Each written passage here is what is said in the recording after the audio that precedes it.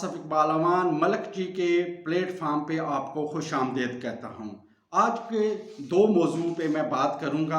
पहला मौजू है जनाब फैसलाबाद के पीटीआई के रुकन असम्बली, जो कि पीटीआई के काफ़ी सरगर्म रुकन थे और बड़े आगे आगे पेश होते थे, फरह हबीब साहब। फरह हबीब साहब की भी विकेट गिर गई है, पीटीआई को एक और नुकसान पहुंच चुका है और फरह हबीब ने भी पीटीआई को छोड़ के इस्तेकाम पार्टी जो जहांगीर तरीन की है उसको ज्वाइन कर लिया है।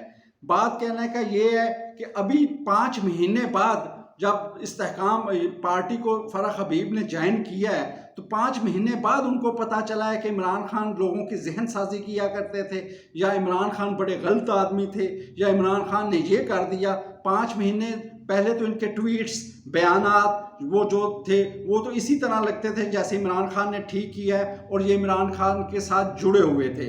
और अब 5 महीनों के बाद इनको पता चला है कि यार ये तो बड़ी ज़्यादती हो गई और हमारी फ़ौज तो बहुत अच्छी और अजीम फ़ौज है और हमारी फ़ौज ने तो बड़ा कोरोना में भी काम किया है और इसमें भी बड़ा काम किया, और इमरान खान लोगों की जहन साजी किया करते थे।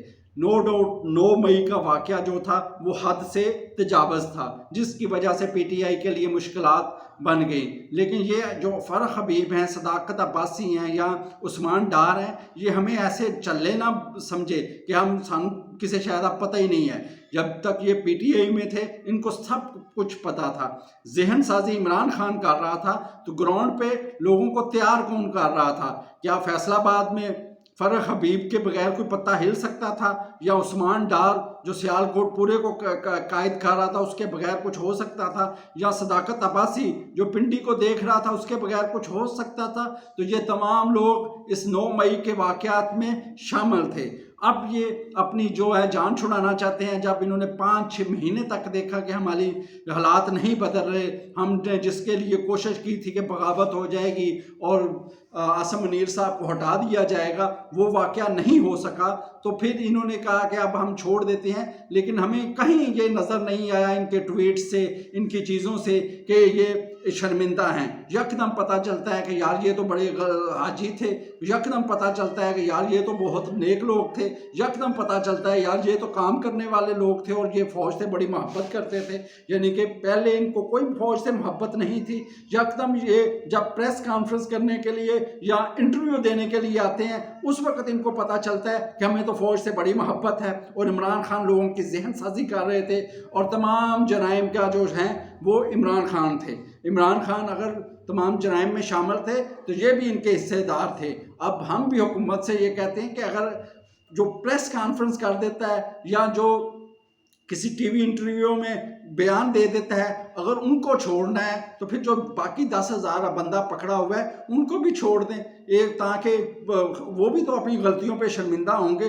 अगर उन सब के बयान लिए जाएं, उनको जाके मिला जाए तो 90% लोग तो ऐसे होंगे जो शर्मिंदा होंगे, जो लिख के देने को तैयार होंगे कि हम अपनी पार्टी पीटीआई को छोड़ने के लिए तैयार हैं, हमें छोड़ दें। लेकिन अगर उनको ये सहूलत मुयस्सर नहीं है तो फिर इनको ये सहूलत कैसे मुयस्सर आ गई? ये बड़े लोग हैं इसलिए, या ये सियासी लोग हैं या इसलिए, या ये इस्तेहकाम पाकिस्तान को ज्वाइन कर लेते हैं इसलिए इनको ये सहूलत मुयस्सर है।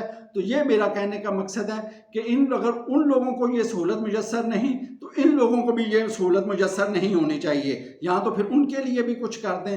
दूसरा, ये जो अदालती निज़ाम है या प्रोसिक्यूशन है, ये थोड़ी सी तेज़ होनी चाहिए। यानी कि लोगों को 5-5, 6-6 महीने जेलों के अंदर हो गए हैं, अभी तक उनके केस ही नहीं चलने शुरू हुए, सिर्फ ज़मानतें कैंसिल हो रही हैं, जुडिशल रिमांड हो रहे हैं। 5 महीने तो बड़े होते हैं। 5 महीने में आप चेक करें, अगर वो लोग वाकई किसी सरगर्मी में शामिल थे और आपके पास सबूत हैं तो उनको फिर सज़ा दें ताकि उनकी सज़ा चलनी शुरू हो और एक वक्त पे आके वो आज़ाद हो जाएं। इस तरह तो केसेस चलते रहेंगे, कोई फ़ैसला नहीं, और एक वक्त आएगा कि वो माफ़ी मांग लेंगे, जहाँ कोई डील हो जाएगी तो उन सबको आज़ादी मिल जाएगी। तो इन केसेस को मेरा कहने का मकसद है मंतकी अंजाम पे पहुँचाया जाए और किसी में आम आदमी और ख़ास आदमी में तशख़ीस नहीं करनी चाहिए। ये मेरी गवर्नमेंट से मुतालबा है। और दूसरा जो मौजू मेरा आज का है वो डॉलर है।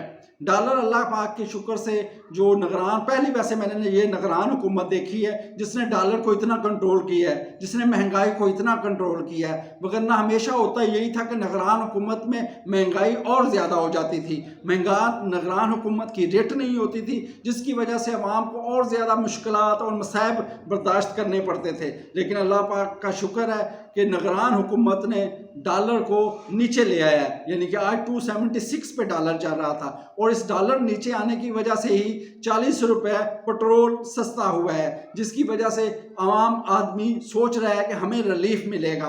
तो अब रिलीफ ये कैसे मिलेगा?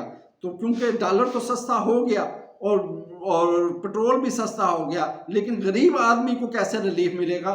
तो उसके लिए ये है, हम जो गरीब गुरबा की बात करें तो ये है जो हमारे एसी असिस्टेंट कमिश्नर हैं, डिप्टी कमिश्नर्स हैं, तो ये जो अपने दफ्तरों में बैठे हुए हैं, अब इनको बाहर निकलना चाहिए। अगर ये अवाम के कनिंदे हैं, इतनी सहूलियात ले रहे हैं, इतनी अच्छी अच्छी गाड़ियों में बैठ रहे हैं, इतनी अच्छी रहायशों में रह रहे हैं, तो इनको बाहर निकलना चाहिए। और यानी कि निचली सतह तक, जैसे ऊपर से डॉलर और पेट्रोल नीचे है, तो इनका है कि अब महंगाई को कम करें, दालें सस्ती हों, सब्जियां सस्ती हों, किराए सस्ते हों, गोश्त सस्ता हो, ताकि इस महंगाई का सिर्फ फिगर में ही ना आए कि यार डॉलर इतना सस्ता हो गया है और जो है पेट्रोल इतना सस्ता हो गया है, स्टॉक एक्सचेंज इतनी ऊपर चली गई है।